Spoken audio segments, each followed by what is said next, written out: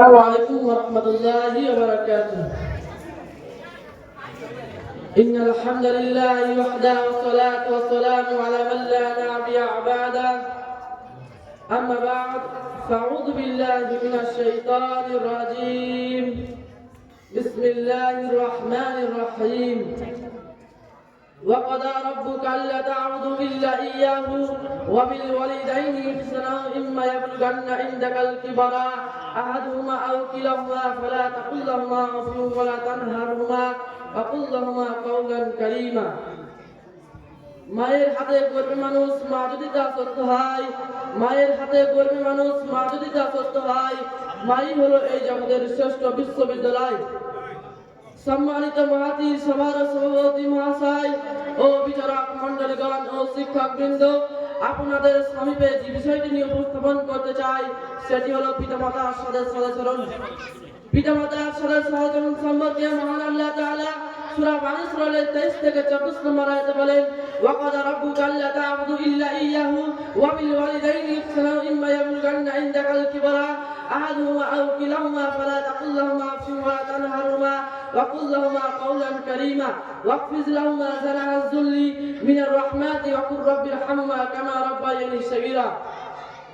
তোমার পালনকর্তা নির্দেশ দিচ্ছেন যে তাকে ছাড়া যেন অন্য কারো ইবাদত না করো, পিতামাতার সাথে সদ্য ব্যবহার করো, তাদের মধ্যে কেউ অথবা উভয় যদি তোমার জীবদ্দশায় বার্ধক্যে উপনীত হয় তবে তাদেরকে উৎসবটিও বলবে না এবং তাদেরকে ধমক দিও না ও তাদের সাথে শিষ্টাচারপূর্ণ কথা বলো, তাদের সাথে নম্রভাবে করুণার ডানা অবনত করে দাও এবং বলো, হে আমার পালনকর্তা, তাদের উভয়ের প্রতি রহম করো যেমন শৈশবে তারা আমাকে লালন পালন করছে।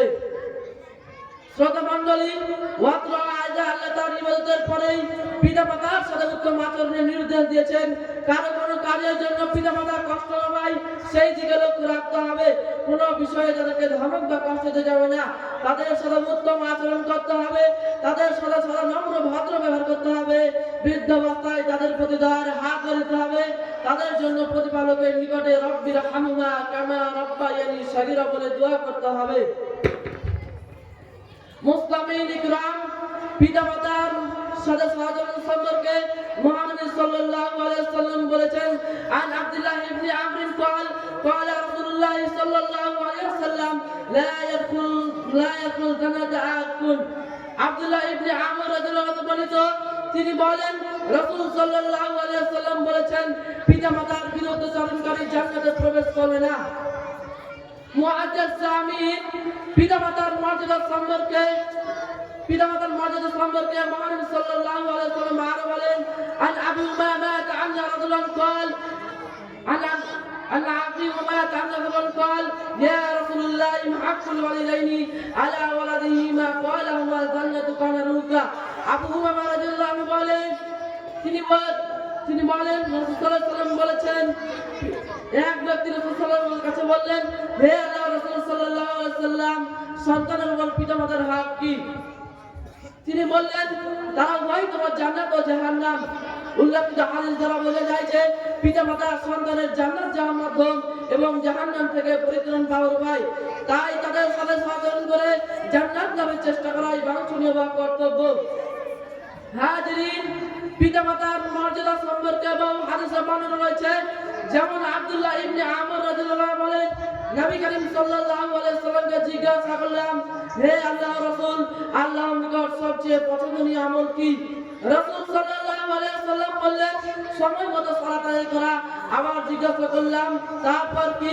রাসূল সাল্লাল্লাহু আলাইহি ওয়াসাল্লাম বললেন, পিতামাতার অনুগত হওয়া। আবার জিজ্ঞাসা করলাম, এরপর কি? তিনি বললেন, আল্লাহর রাস্তায় জিহাদ করা।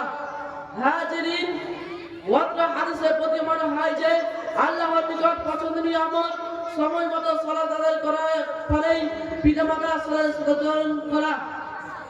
এমনকি এদের জিহাদের চেয়েও পিতামাতার সাথে সদ্ব্যবহারকে গুরুত্ব দেওয়া হয়েছে। পরিশেষে প্রত্যেকের কাছে আমার আকুল আবেদন যে আমরা যেন আল্লাহর ইবাদতের পরেই পিতামাতার সঙ্গে সহচরণ করে জান্নাত হাসিল করতে পারি। আল্লাহ তোমাদের প্রত্যেককে পিতামাতার সঙ্গে সহচরণ করার তৌফিক দান করো, আমিন। এবং প্রত্যেক মুসলিম পিতামাতাকে জান্নাতে করো, আমিন। কোন কবি কতই না সুন্দর বলেছেন, জান্নাত খোলা দোজখ বন্ধ দেখতে চাও, জান্নাত খোলা দোজখ বন্ধ দেখতে চাও, বেঁচে থাকালীন পিতামাতাকে রাজি করে যাও। আসসালামু আলাইকুম ওয়া রাহমাতুল্লাহি ওয়া বারাকাতুহু।